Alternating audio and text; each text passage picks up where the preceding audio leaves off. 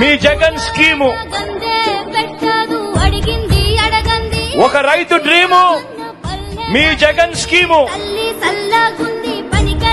ఓ అక్క చెల్లెమ్మ డ్రీము మీ జగనన్న స్కీము, మీ తమ్ముడి స్కీము, చిన్నారుల డ్రీము మీ జగన్ మేనమామ స్కీము.